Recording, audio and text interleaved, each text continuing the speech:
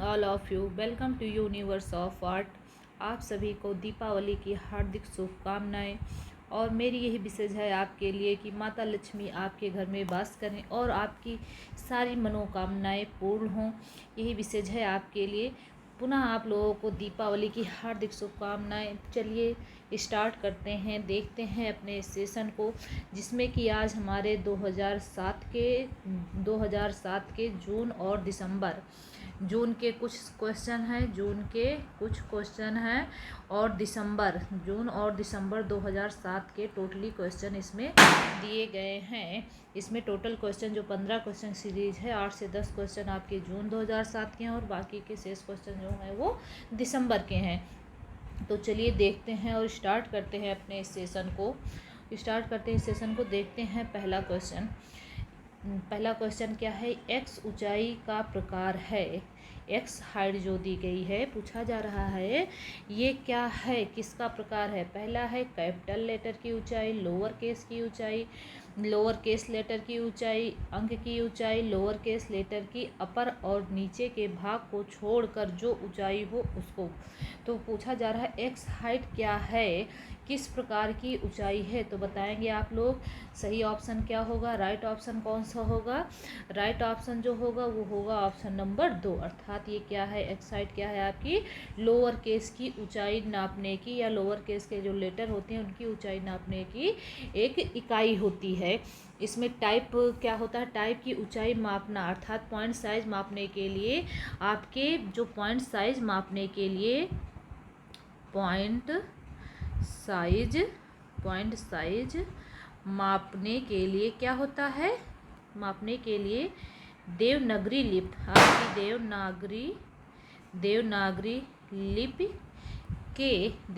लिपि के x height का प्रयोग किया गया है। किसका किया गया है, आपके एक्स हाइट का प्रयोग किया गया है। किसका प्रयोग किया गया है, एक्स हाइट का प्रयोग किया गया है।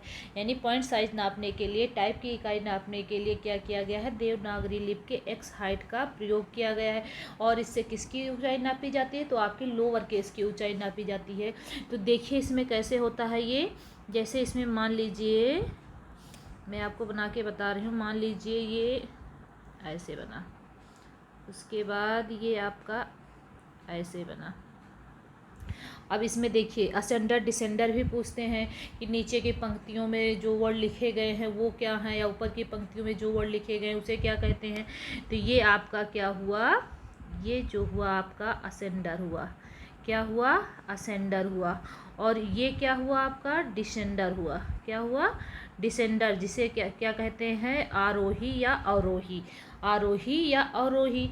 उसके बाद इसमें देखिए बीच वाली लाइन में लिखा जाता है, जैसे कि लिख दिया गया ABC क्या लिखा गया है, ये लिखा गया है। तो इसे क्या बोलते हैं, ड्रॉप कैप। क्या बोलते हैं, इसे ड्रॉप कैप बोलते हैं। और ड्रॉप कैप इसे बोलते हैं बीच में एक्स हाइट, यानी कि जो ऊंचाई मापी जाती है, जो ऊंचाई, इसी की ऊंचाई, लोअर केस की ऊंचाई, ये जो ऊंचाई नापने के लिए एक्स हाइट का प्रयोग किया गया है, ये इसी को बताया जा रहा है कि इसी के बीच में जो लिखा जाता है उसी को क्या कहते हैं, एक्स हाइट की ऊंचाई, यानी लोअर केस की ऊंचाई। और ABC जो लिखा जाता है आगे, उसे क्या कहते हैं, ड्रॉप कैप कहते हैं। और ये क्या है आपकी, ये आपकी मीन लाइन है। क्या है, मीन लाइन है। क्या है, ये मीन लाइन है। और ये वाली लाइन जो है ये क्या है, आपकी बेस लाइन है। क्या है, बेस लाइन है। ये क्या है, आपकी बेस लाइन है। तो इससे आप लोगों को, यानी कि ये क्या है, सॉरी यहाँ पे ये ना हो, क्या ये आपकी बेस लाइन नहीं है, एक मिनट,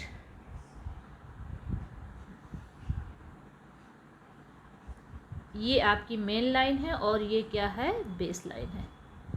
ये क्या है, बेस लाइन है आपकी, बेस लाइन है आपकी। क्या है, ये बेस लाइन है। तो ऐसे ही आप देखेंगे, यानी कि ऊपर जो लिखा जाता है उसे असेंडर कहते हैं, नीचे की लाइनों में जो लिखा जाता है डिसेंडर कहते हैं, बीच में जो एक्स हाइट की, यानी कि देवनागरी के लिपि में जो एक्स हाइट का प्रयोग किया जाता है पॉइंट साइज नापने के लिए, अक्षर की ऊंचाई, उसे एक्स हाइट से मापते हैं। और इसमें जो ABC लिखा होता है वो क्या होता है, आपका ड्रॉप कैप होता है। और ऊपर की लाइन को मेन लाइन कहते हैं, नीचे की लाइन को बेस लाइन कहते हैं। तो चलिए देखते हैं फिर नेक्स्ट क्वेश्चन पे बढ़ते हैं अपने।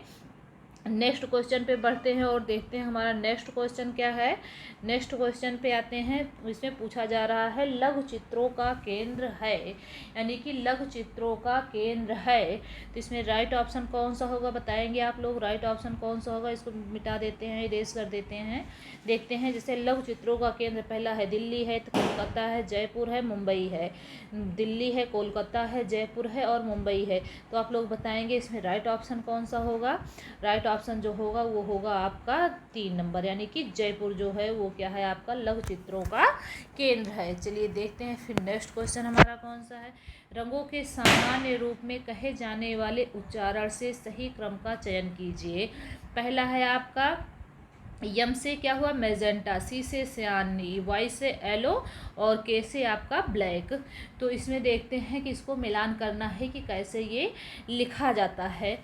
और सबसे पहले इस ऑफसेट कलर का प्रयोग की खोज किसने की थी, आपके सेंघर्स थे, हरक्यूलिस सेंघर्स। क्या थे, हरक्यूलिस सेंघर्स जो थे, हरक्यूलिस सेंघर्स ने क्या किया था, ऑफसेट कलर की यानी कि इन 4 रंगों की जो ऑफसेट कलर होता है इनकी खोज की थी हरक्यूलिस सेंगर ने। तो इसका सीरियल देखते हैं, इसका सीरियल क्या होता है, श्याम, मैजेंटा, येलो, काला। तो इसमें कौन सा ऑप्शन सही होगा।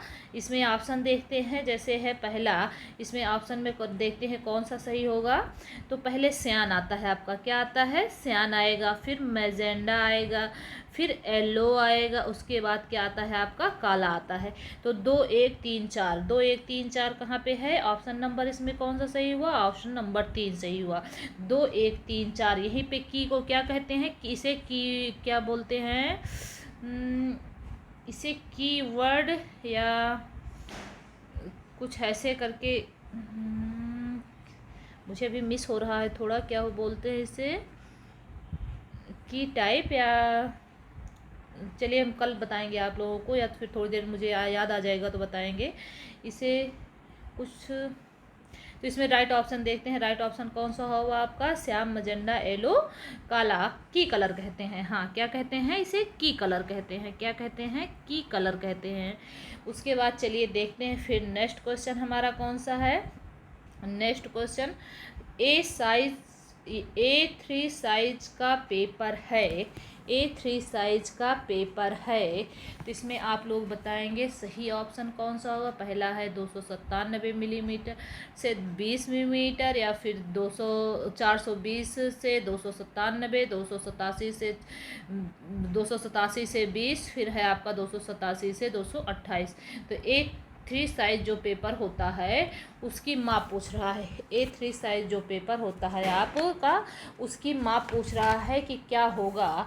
बताएंगे आप लोग कौन सा ऑप्शन सही होगा इसमें, बताइए। A3 साइज पेपर का ज़्यादातर हम लोग जो अपने A4 साइज पेपर का प्रयोग करते हैं, किसका प्रयोग करते हैं, तो ज़्यादातर जो हम यूज़ करते हैं वो A4 साइज का पेपर यूज़ करते हैं। और यहाँ पे A3 साइज पेपर का माप पूछ रहा है, तो इसमें राइट ऑप्शन जो होगा वो ऑप्शन नंबर 2 होगा, अर्थात 420 से 297 होगा। A4 साइज का 420 से 297 होगा। लेकिन यहाँ पे देखिए पेपर की मोटाई जो होती है वो किससे मापी जाती है, वो पेपर की मोटाई GCM से, GSM से मापी जाती है। किससे मापी जाती है, GSM। यहाँ पे लेकिन देखिए आपका जो दिया गया है 420 से 297, तो क्या ये राइट है, A3 साइज पेपर का माप ये राइट है, नहीं। ये NTA जो पेपर ये यहाँ पे दिया गया है ये गलत क्वेश्चन दिया गया था, क्योंकि राइट आंसर क्या होगा, राइट आंसर जो होगा इसका वो होगा 297 गुणे 420 mm होगा, यानी कि 297 गुणे 420। राइट ऑप्शन कौन सा होगा इसमें, राइट ऑप्शन ये होगा। यहाँ पे NTA जो है यहाँ पे ऑप्शन ना होने की वजह से क्या मान रहा है वो 420 से, यानी नज़दीकी क्वेश्चन ही देखा जाता है और इसमें कोई भी ऐसा नज़दीकी क्वेश्चन नहीं है। तो इसमें क्या है 420 से 297 ही वो माना है। और इसमें देखिए कागज़ का साइज़ जो बनता है वो कैसे बनता है, 1 मिनट आप लोग देखिए कागज़ का जो साइज़ होता है वो कैसे होता है, ये देखिए। तो इसमें क्या है ये 1189 mm। यानी इसकी जो लंबाई होती है, चौड़ाई जो होती है वो 841 mm होती है। क्या होती है? 841। और ये कौन किस साइज़ की बात कर रहा है? तो ये AO साइज़ की बात कर रहा है। AO साइज़ की बात कर रहा है। तो इसमें देखिए, जैसे कि आप बनाएंगे तो कैसे बनाएंगे, अगर AO से आप देख लीजिए, यहीं पे आपको पता चल जाएगा। AO साइज़ क्या होती है? आपकी होती है 441 गुणे 1189 mm। क्या होती है? 441 गुणे 1189। उसके बाद A1 क्या देखते हैं? A1 का क्या है? A1 का है, फिर इसी का आप हाफ करते जाइए। आगे वाला सेम हम लिखते जाएंगे और पीछे वाले अंक जो हैं उसी का हाफ करते जाएंगे। इसमें क्या है? 594। 594 गुणे कितना हुआ? 841 mm। 594 गुणे 841। फिर A2 का देखते हैं, फिर इसका 841 का हाफ कर लीजिए, कितना हुआ? 420 गुणे 594। 420 गुणे 594। उसके बाद A3 का देखते हैं। A3 का, तो A3 आप 594 का हाफ करेंगे। 594 का तो कितना आएगा? 297 गुणे 420 mm। 297 गुणे 420 है। फिर A4 साइज जो बहुत ज़्यादा पूछा जाता है, यानी या यूज किया जाता है, उसका कितना हुआ? आप इसका 420 का आधा करेंगे तो कितना हुआ? 210 गुणे 297। यानी कि ये अंक जो होते हैं ये ऐसे ही मैच, पीछे वाले अंक जो होते हैं उनका आधा किया जाता है और आगे वाले अंक को सेम ऐसे ही उतार लिया जाता है। तो यहाँ पे क्या पूछ रहा था? A3 size. तो A3 साइज कौन सा हुआ? ये हुआ। A3 साइज कौन सा हुआ? ये हुआ। तो ऐसे ही हम कागज़ की माप को निकालते हैं या फिर करते हैं। चलिए देखते हैं फिर नेक्स्ट क्वेश्चन हमारा कौन सा है। नेक्स्ट क्वेश्चन है हमारा, अजंता के पेंटिंग बुद्ध की कथा पर आधारित है। कथन और स्टेटमेंट वाले क्वेश्चन है। कथन और कारण। फिर तर्क क्या दे रहा है इसमें? कारण क्या है? अजंता के चित्रों में बुद्ध के जीवन की मुख्य घटनाओं को चित्रित नहीं किया गया है। तो क्या ऐसा है? ऐसा बिल्कुल नहीं है। तो देखिए, बताएंगे आप लोग कौन सा ऑप्शन सही होगा।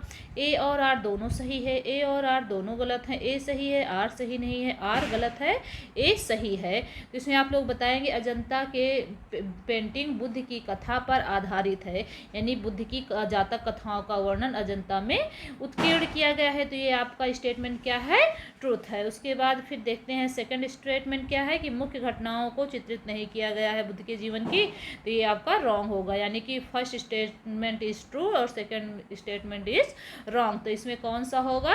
ऑप्शन नंबर 3 हो गया, अर्थात A सही है और R आपका सही नहीं है। चलिए देखते हैं नेक्स्ट क्वेश्चन फिर कौन सा है हमारा। सही क्रम में चयन कीजिए। ये वुडकट का अर्थात छापा कला का ये पार्ट है और इसको आपको सीक्वेंस में लगाना है। पहले क्या किया जाता है, उसके बाद फिर क्या किया जाता है, ऐसे करके आपको सीरियल में लगाना है। पहला है वुडकट है, फिर ड्राई पॉइंट है, फिर कास्ट नक्काशी है, फिर धातु नक्काशी है। तो उसके बाद देखिए, फिर ड्राई पॉइंट है, धातु नक्काशी है, वुडकट है, कास्ट नक्काशी है, फिर वुडकट, कास्ट नक्काशी, ड्राई पॉइंट, धातु नक्काशी। उसके बाद धातु नक्काशी, कास्ट नक्काशी, ड्राई पॉइंट, वुडकट, यानी इनका सीरियल क्रम में पूछा गया है कौन सा पहले आया उसके बाद कौन सा है, ऐसे करके। तो इसमें देखिए, चाहे आप कहीं भी क्वेश्चन देखेंगे तो सबसे पहले क्या आया था? आपका वुडकट ही आया था, जिसका प्रारंभ 220 ईसा पूर्व में कहाँ पे हुआ था? 220 ईस्वी में। तो आपका हुआ था चीन में। चीन से ही आपके वुडकट की शुरुआत होती है, अर्थात वहाँ से वुड ब्लॉक बनाया गया था और वहीं से छपाई की प्रक्रिया शुरू की गई थी। तो वुडकट आपके फर्स्ट में है और थर्ड में है। उसके बाद देखिए, फिर वुडकट के बाद क्या है? कास्ट नक्काशी की जाती है। क्या की जाती है? कास्ट नक्काशी।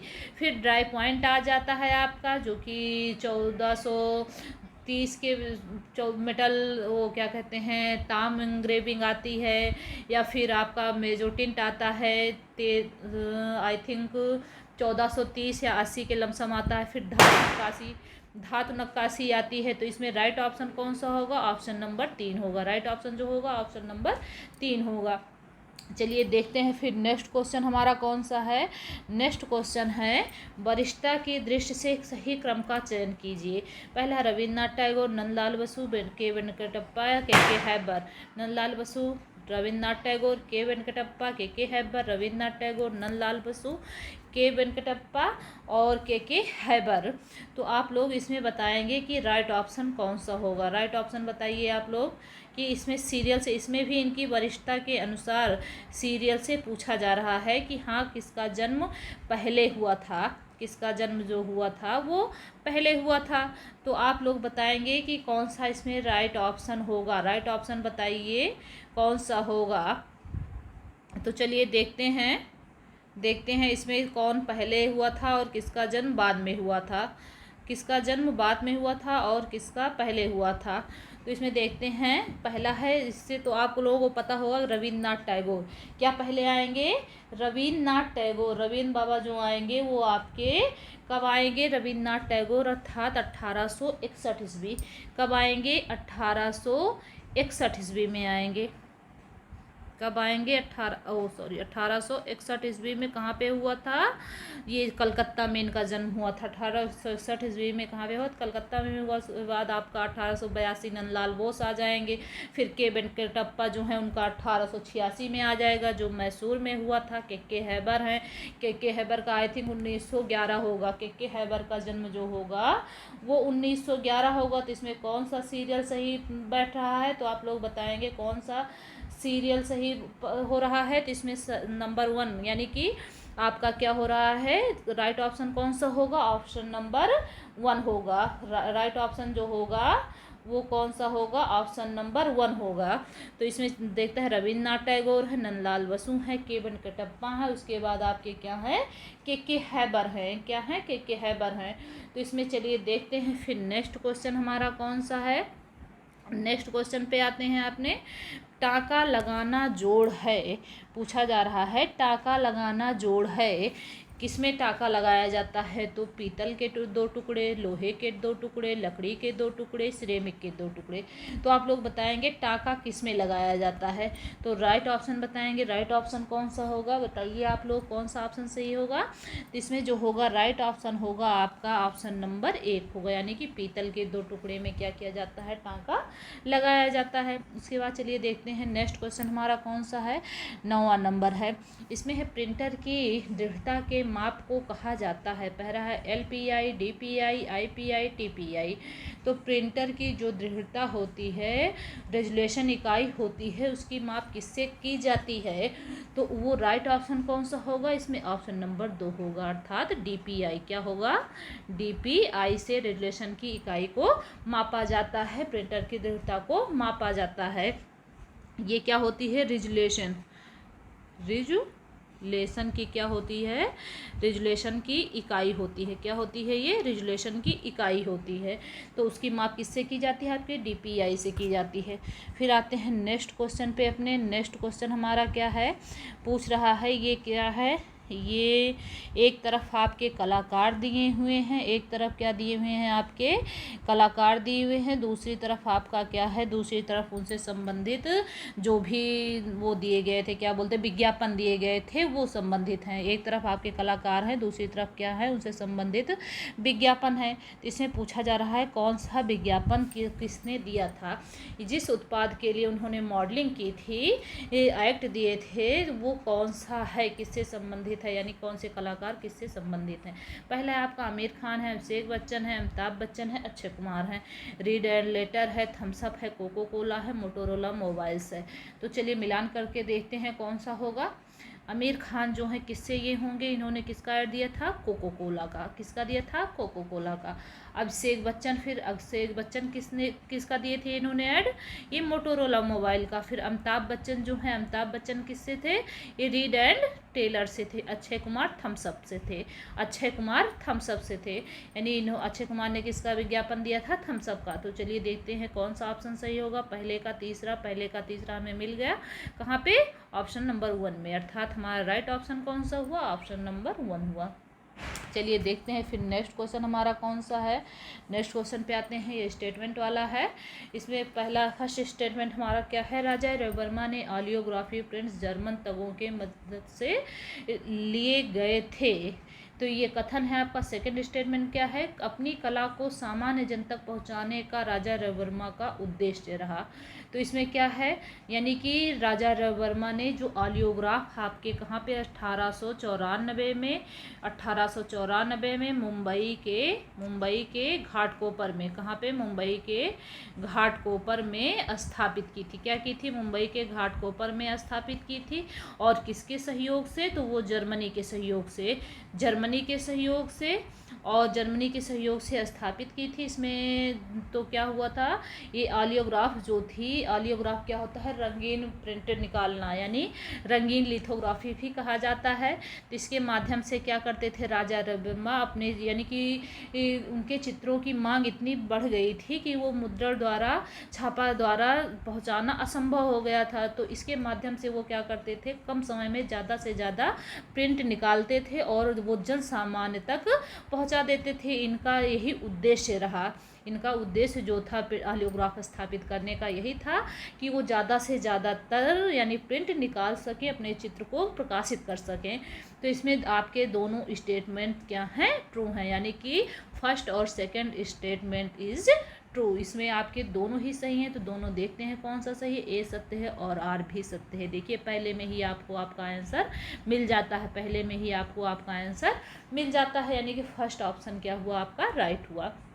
उसके बाद देखते हैं नेक्स्ट क्वेश्चन हमारा कौन सा है, 12वां नंबर है। इसमें काले रंग में छापा हुआ अक्षर का मुद्रण कहलाता है। तो पहला है positive image, negative image, white image, black image. तो आप लोग बताएंगे काले रंग में जो अक्षर छपा होता है उसे क्या कहते हैं, या फिर वो कैसा मुद्रण कहलाता है।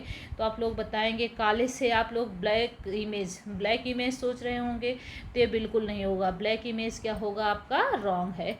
इसमें देखते हैं फिर व्हाइट इमेज होगी, नहीं। पॉजिटिव इमेज आती है, किसी काले रंग को देख के आपके अंदर सकारात्मकता आती है, बिल्कुल नहीं। तो इसमें राइट ऑप्शन जो होगा ऑप्शन नंबर 2 होगा। क्या होगा, निगेटिव होगा। देखिए एनटीए जो भी क्वेश्चन पूछता है, इसमें एनटीए क्या है, आप जो भी एग्जाम देने जाते हैं उसमें देखिए 2 क्वेश्चन तो आपके बिल्कुल क्या होते हैं, निकल जाते हैं। यानी कि 2 क्वेश्चन जो होते हैं, 2 आंसर जो होते हैं वो बिल्कुल ही हमें लगते हैं कि हाँ ये नहीं हो सकते, लेकिन 2 में हम थोड़ा कंफ्यूज हो जाते हैं। अब इसमें आप देखिए ब्लैक इमेज भी आपके माइंड में आता होगा, फिर निगेटिव इमेज भी आता होगा ना।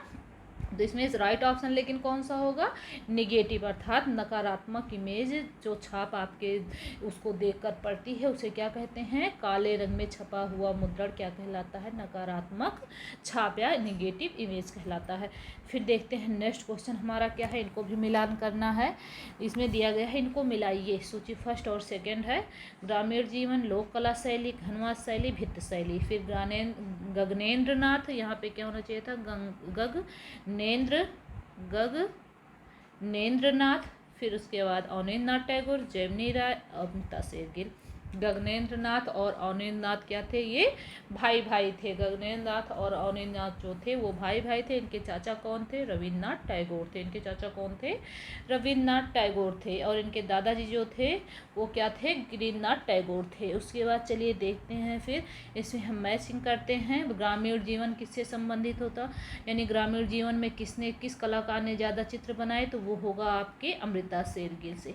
किससे संबंधित होगा, अमृता शेरगिल से। फिर लोक कला शैली को किसने अपनाया था, तो ये होगा आपके जेमिनी राय से। किससे संबंधित होगा, जेमिनी राय से। घनवाद से संबंधित, 20वीं सदी में घनवाद से संबंधित प्रथम कलाकार कौन था, वो थे आपके गगनेंद्रनाथ टैगोर। इनकी शैली जो थी वो घनवाद से संबंधित थी।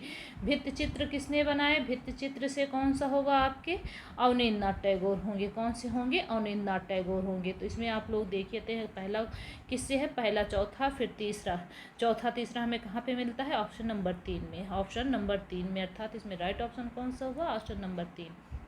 फिर देखते हैं नेक्स्ट क्वेश्चन हमारा कौन सा है। फिर स्टेटमेंट पूछा जा रहा है, गुटेनबर्ग की लेटर प्रेस प्रिंटिंग की शोध आधुनिक ग्राफिक डिजाइन का जन्म कहा जाएगा।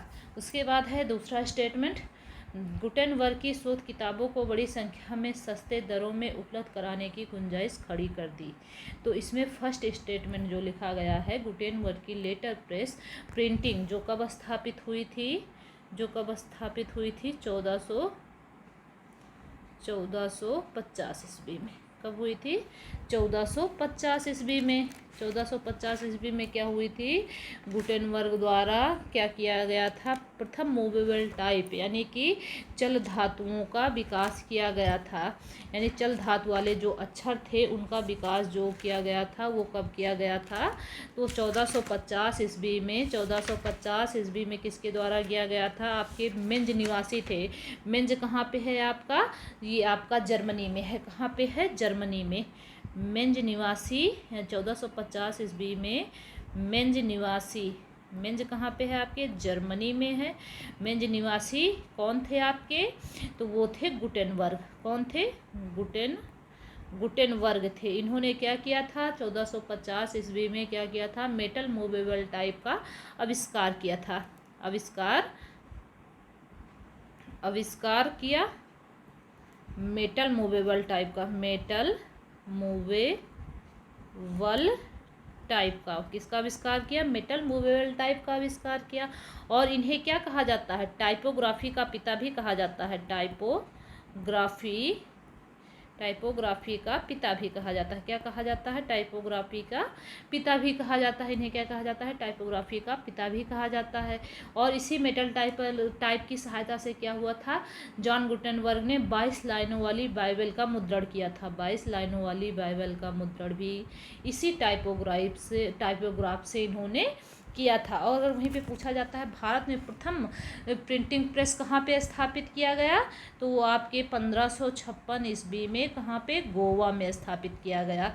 कहाँ पे, 1556 ईस्वी में आपके गोवा में स्थापित किया गया। तो इसमें फर्स्ट स्टेटमेंट जो है वो आपका राइट है। और सेकंड क्या कह रहा है, गुटेनबर्ग की शोध किताबों को बड़ी संख्या में सस्ते दरों में उपलब्ध कराने की गुंजाइश खड़ी कर दी। तो जो चीज़ पहले हम हाथों से करते थे तो वो अगर हमें मशीनों द्वारा की जाती है, या फिर पहले जितने हम कोई भी काम करने के लिए हमें जितने वर्कर्स लगते थे वो कंप्यूटर या फिर नई तकनीकी टेक्नोलॉजी आने की वजह से उतने सारे वर्कर्स की ज़रूरत नहीं पड़ती और ज़्यादा से ज़्यादा वर्क हम कम समय में कर सकते हैं और सस्ते दामों में कर सकते हैं। तो आपका फर्स्ट और सेकंड स्टेटमेंट जो है वो दोनों ही क्या है, राइट है। यानी कि first and second statement is true. इसमें आपके दोनों कथन ही सही हैं। तो ये कहाँ पे मिल रहा है हमें, पहले में ही, यानी पहला ऑप्शन ही आपका क्या हुआ, सही हुआ। ए और आर दोनों ही आपके क्या है, सही हैं। फिर देखते हैं नेक्स्ट क्वेश्चन हमारा कौन सा है। नेक्स्ट क्वेश्चन है, विद्यार्थियों द्वारा किसको सृजनात्मक मस्तिष्क की भूख समझा जाता है। पहला है रेखा कला, धूम्रपान और मद्यपान, उदासीनता, कल्पनाशीलता। यानी विद्यार्थियों द्वारा किसको सृजनात्मक मस्तिष्क की भूख समझा जाता है। तो इसमें बताएंगे आप लोग कौन सा ऑप्शन सही होगा, कौन सा ऑप्शन सही होगा। राइट ऑप्शन कौन सा होगा, ऑप्शन नंबर 2, यानी कि धूम्रपान और मद्यपान जो है वो सृजनात्मक मस्तिष्क की उसे भूख समझा जाता है। तो चलिए हमारा ये लास्ट क्वेश्चन जो था वो कंप्लीट होता है। और पुनः आप लोगों को दिवाली की हार्दिक शुभकामनाएं। और कल आपकी क्लासेस बंद रहेंगी कल, क्योंकि कल दीपावली है। और फिर उसके बाद फिर हम परसों आपकी क्लासेस स्टार्ट करेंगे। और देखते हैं अगर हमारा ये सेशन आपका कंप्लीट हुआ, अगर आपको मेरा ये सेशन पसंद आया हो तो आप अपने कमेंट रिव्यू जो भी हो कमेंट बॉक्स में ज़रूर लिखिएगा। और अगर ये सेशन पसंद आया हो तो please like share and subscribe ज़रूर करिए। Thank you.